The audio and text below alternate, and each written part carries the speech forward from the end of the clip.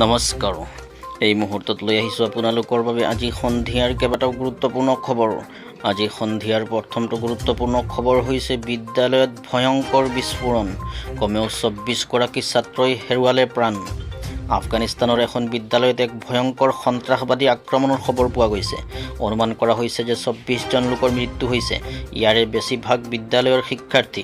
পশ্চিম কাবুলৰ দস্তে বাৰ্চিত অৱস্থিত এক শিক্ষানুষ্ঠানত এই আক্ৰমণ সংঘটিত হৈছে।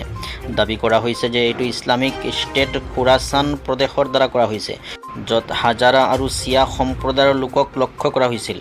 আফগান এগৰাকী সাংবাদিকে তেওঁৰ টুইটাৰত এই আক্ৰমণৰ বিষয়ে তথ্য সদৰি কৰে।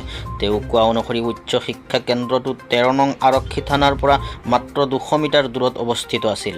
লগতে ইয়াকো দাবী কৰিছে যে এই ব্লাষ্টৰ সময়ত শিক্ষানুষ্ঠানখনত ছাত্ৰ-ছাত্ৰীৰ পৰীক্ষা চলি আছিল, যাৰ বাবে মৃতকৰ সংখ্যাৰ লগতে আহতৰ সংখ্যা বহুতো বৃদ্ধি পায়। আজি সন্ধিয়াৰ পৰৱৰ্তী গুৰুত্বপূৰ্ণ বাতৰিটো হৈছে পূজাত চান্দা নুতুলিবলৈ মুখ্যমন্ত্ৰীৰ আহ্বান। চান্দা তোলাৰ বিৰোধিতা কৰি অহা ৰাজ্য চৰকাৰে বিহুৰ সময়ৰ দৰে দুৰ্গা পূজাৰ সময়তো চান্দা তোলা কাৰ্যৰ পৰা বিৰত থকাৰ অনুৰোধ জনাইছে। আজি মুখ্যমন্ত্ৰী ডক্টৰ হিমন্ত বিশ্ব শৰ্মাই ফেচবুক পোষ্টযোগে এই অনুৰোধ জনায়। মুখ্যমন্ত্ৰী ডক্টৰ শৰ্মাই উল্লেখ কৰে যে এই পূজাৰ বতৰত সকলোকে চান্দা অপসংস্কৃতি সম্পূৰ্ণ পৰিহাৰ কৰিবৰ বাবে বিনম্ৰ অনুৰোধ জনালোঁ। পূজাৰ চান্দাৰ নামত টকা সংগ্ৰহ কৰি ব্যৱসায়িক হাৰাশাস্তি কৰাটো সমাজ হিতকৰ কাৰ্য নহয়।